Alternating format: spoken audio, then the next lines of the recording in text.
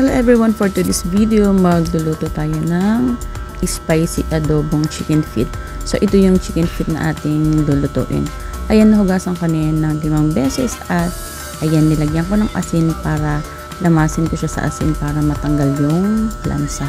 So yan ang ginagawa ko para hindi masyadong malansa yung asin ating chicken feet. So ito na nga, at yun na yung hinugasan ko ng after ko lamasin ng asin. Hinuhugasan ko ng 3 beses pa, ganyan. Ganun katagal ko hinuhugasan yan para talaga namang malinis na malinis. So ito yung ating mga sangkap. Ayan, maraming mga sangkap. Syempre hindi pwedeng mawala yung ating siling labuyo.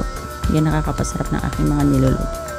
Meron din tayo ditong suka at toyo. Ayan, igisa muna natin yung mga sangkap. Ayan, nasama na rin yung paminta.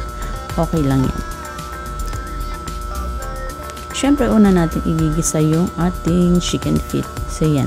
Igisa muna natin yan ng mabuti sa sangkap para naman yung lasa ng sangkap ay manuot sa ating chicken feet. So, yan.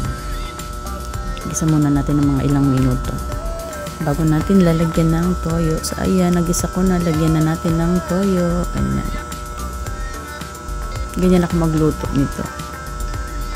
At syempre, lalagyan na rin natin yan ng tubig. Yan, para tuluyang maluto yung ating chicken feet. Lalagyan din natin yan ng tubig. Yan. Ganun lang. Mabilis lang naman lutuin ito. Ayan nga, at kulong-kulo na yan. Hayaan lang natin na kumulo. Pero yung apoy niya yung sakto lang. Syempre, ito na nga at tuyo na yung sabaw. Ayan, luto na rin yung ating chicken feet. Kaya, lalagyan na rin natin yan ng suka. Yan, lagyan na rin natin ng konting suka. So, yan, luto na yan. Konting pakulo na lang yan. Pwede na nating tikman. So, yan, luto na to.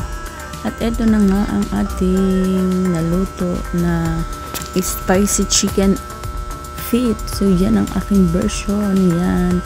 Pwedeng pang ulam, pwedeng pang pulutan, at syempre, masarap itong papakin. So, ito ang ulam na simple pero talaga namang masarap at malinamnam. So, yan ang aking version ng spicy chicken feet. Thank you for watching.